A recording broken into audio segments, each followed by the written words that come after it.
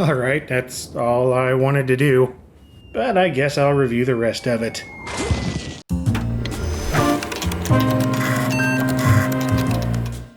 Well, it's been around for 25 years, so hey, as good a time as any to talk Motocross Madness. Developed by Rainbow Studios and published by Microsoft in August of 1998. High-flying, wheelie-riding, off-road, overly hyphenated motorbike action. A dozen bikes and riders to choose from, 16 stunts to perform, 30-odd tracks, plus 8-rider multiplayer and a track editor to keep the fun going. As a 12-year-old fascinated by both the X games on TV and racing games on PC, Motocross Madness had my full attention back then as soon as I came across the trial version. And ever since, it's still the first thing that comes to mind whenever I think of developer Rainbow Studios. They've had a whole long legacy, of course, beginning with their founding in 1986 when they made interactive documentation software for hotels and whatnot. And before Motocross Madness, I knew them for games like The Hive and Deadly Tide, two full-motion video shooters with an alluring flair for the dramatic. But I most fondly remember Rainbow for MCM here, and its awesome big box cover with that blue-yellow sky gradient and a dude 300 feet in the air about to lose a fight with gravity. A box that's become surprisingly difficult to find. More copies of the games sold in a jewel case instead through third-party discount labels, or were bundled as an OEM disc distributed with a new PC, or came included as part of a boxed set like Racing Madness, which packed together the holy trinity of Microsoft's early Madness game universe from that late 90s period when the company was dumping cash into making PC games and peripherals. So maybe you were introduced that way, or perhaps you were like me and you just played the trial version for like 8 months straight before eventually grabbing a cheap copy on sale.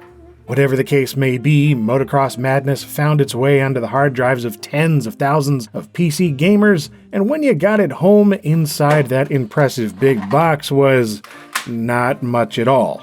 In my copy, all I got was this promo disc with a free month of MSN and a bunch of trial software, as well as the CD-ROM game itself.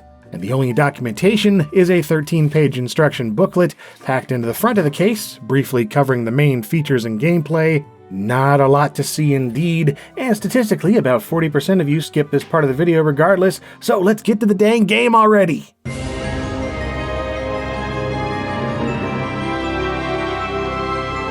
After 2 brief logo animations and a splash screen, you're greeted with the main menu. No Motocross Madness specific intro videos, unusually enough.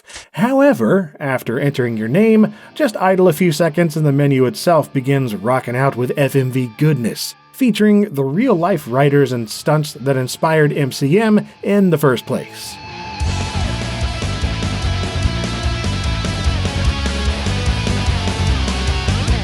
As mentioned on the back of the box, these come from a series of mid-90s VHS tapes titled Crusty Demons of Dirt. And wow, does that take me back. These kinds of VHS stunt and crash compilations of people being dumb were all over the place back then.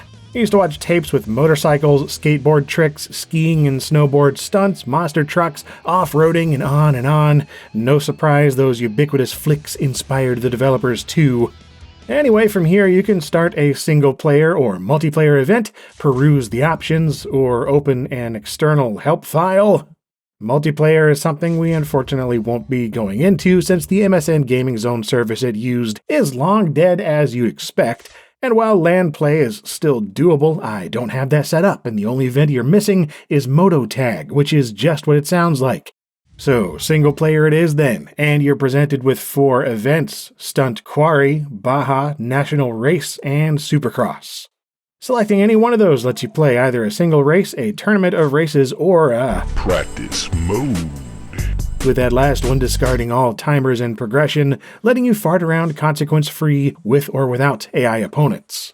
And the game leaves it up to you as to how you want to play. Nothing is too set in stone. The number of laps, quantity of races, how many opponents, what kind of time limit, which track you'd like to race in which order, it's a lightly structured free-for-all, with no real career and nothing crazy to unlock. So, choose a model for your rider and bike, doesn't matter much because they're only skins, and maybe pop into the garage for some exceptionally unexceptional tuning, with 3 engines and 6 vague sliders for suspension and tires. And with that, it's time for madness!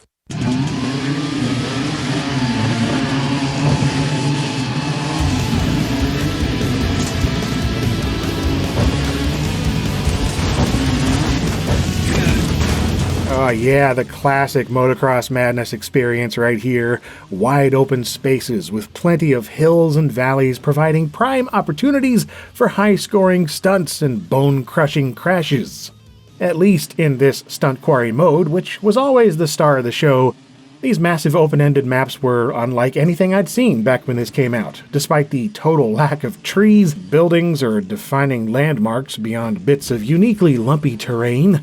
It was sparse, but it was enough to get me spending hours screwing around, going fast, jumping far, and scoring high. Or sometimes I just ignored all that and rode around exploring. It was a map so large that it naturally made you want to reach the limits, which seemingly came in the form of these high cliffs barricading you inside the map. And yet, with enough speed and tenacity, you could actually ride straight up the cliff walls, which leads to one of my favorite undocumented features.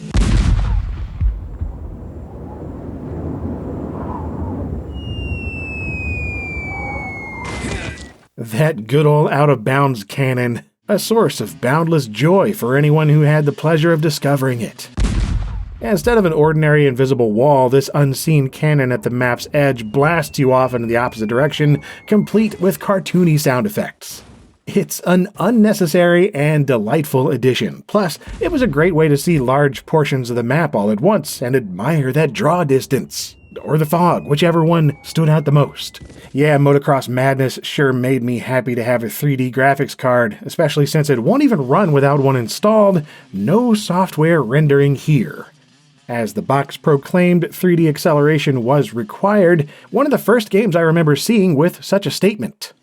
But being early to the 3D party means it's annoyingly picky about GPU, OS, drivers, and DirectX versions. For example, on Windows XP I get nothing but corruption with an NVIDIA 8800 GTS, it won't start at all for me on Windows 98 SE, and Windows 95 will only play with my Voodoo 3 under DirectX 7. And then it's still prone to crashing and slowdowns, so anytime I do get MCM working properly feels like a moment worth cherishing, especially now that I can take advantage of its more premium features. Things like Dolby Surround Sound, which took the already impressive sound effects and gave it greater depth with convincing spatial effects. But really, even in stereo, the game sounded superb, with real engine sound samples being mixed on the fly to convincing effect, for 1998 anyway. Yeah, grab some headphones and listen to this.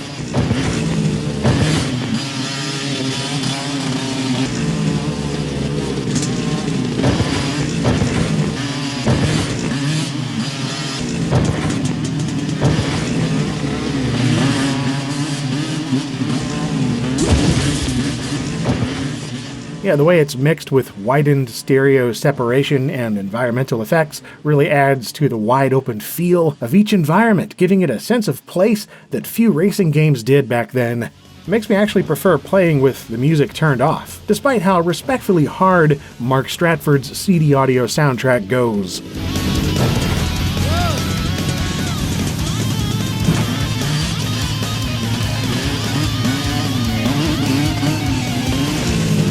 Another aspect I can now experience is its support for motion-controlled input devices like the Microsoft Sidewinder Freestyle Pro, the game's unofficially official controller, or at least that's how it came across considering how much cross-promotion there was. From mentions of it in the manual to discs for the game included in the box the Freestyle came in. The way this pad works is you essentially have 2 controllers in one, with a digital D-pad and buttons normally, but motion-sensitive analog controls for pitch and roll, rotating along the X and Y axis to change directions. 8 years before the PS3 6-axis. Fun stuff. In theory, anyway. Despite MCM and the Freestyle being literally designed for each other, I find it far less precise and rather unenjoyable. And since so much gameplay relies on balancing your rider, which is controlled by the pitch of the freestyle, it's downright irksome, especially on event types relying on more care and precision being put into your riding efforts. On that note, the most forgiving event is Stunt Quarry. Do whatever stunts you like, wherever you like, within the allotted time and earn more points than everyone else. Sweet and simple. The other 3 events, though, are all more reliant on bike mastery and knowledge of each map, all requiring the clearing of checkpoints in a specific order to proceed. Baja is my favorite of these checkpoint race modes, with the same open maps as Stunt Quarry now filled with checkpoint markers to pass through as fast as possible. You're free to take any path you wish, there's no set track exactly, but there's certainly an optimal route to discover, as you need to pass each checkpoint in a predetermined order. So, more than other events, Baja is about balancing your rider and bike using the lean controls, and paying close attention to the topography to carve out the path of least resistance for top speed and fewer jumps. It's tricky at first, but eventually becomes a sort of meditative experience, where the unmarked dirt takes on a track layout only you can see in your mind once you're familiar enough with each hill, ditch, rut, and drop-off of the terrain. Then you have National Race and Supercross, and, well, these just don't do it for me. They never have, to be honest, being too claustrophobic and tight with the turns, at least for the way MCM's dirt bike physics function. So National Race takes place on the same type of lumpy terrain as before, but limited to smaller, more traditional track designs. Only now with immediate penalties if you go off course or cut past too much track, teleporting you back after 5 seconds. So a couple crashes or off-course teleports means you may as well restart the race, since there's almost no chance of catching up to the on-rails AI drivers by then.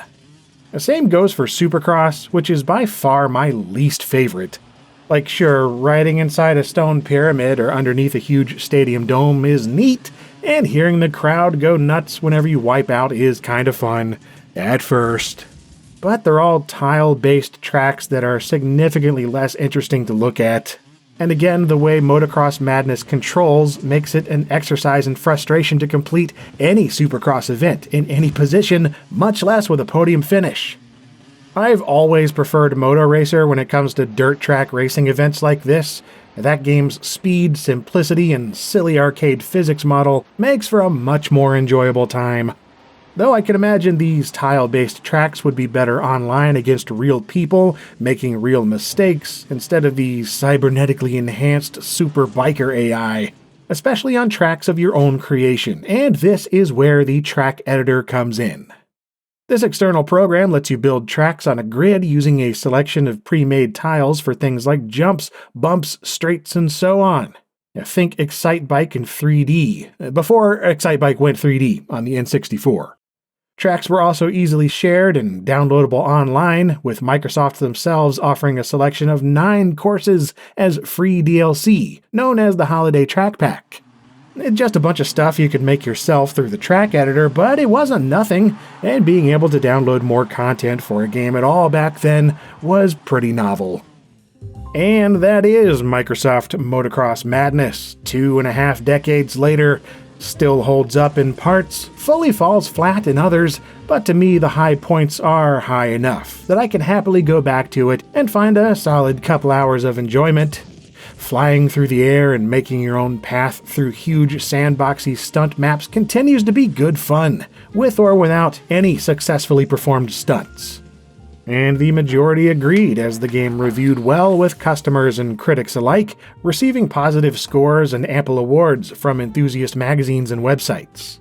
It was naturally followed up with the also excellent Motocross Madness 2 in 2000, which upgraded and added tons of great stuff, including trees to the terrain. Ooh, fancy! But even more noteworthy are the spiritual successors by Rainbow Studios like MX Unleashed, ATV Off-Road Fury, and the MX vs. ATV series. Built by much of the same dev team and using some of the same tech as MCM, and even including the invisible cannon at the edge of the map. I was always annoyed the earlier Unleashed and Off-Road Fury games were only released on consoles, but in hindsight it sure made business sense on the publisher's part. The various MX and ATV games sold in the tens of millions, becoming far more successful than any of the Motocross Madness games ever were. Oh yeah, and there was also that goofy reboot with big-headed Xbox avatars in 2013. Sure, it had some fun stunts and kept the out-of-bounds canon tradition going, but if I recall, it was pretty average. I don't know, there's still something about the original game's simplicity and straightforward / predictably unforgiving physics. It never fails to induce in me a kind of racing flow state that's oddly addictive, and for that, I say Motocross Madness is late 90s PC gaming gold.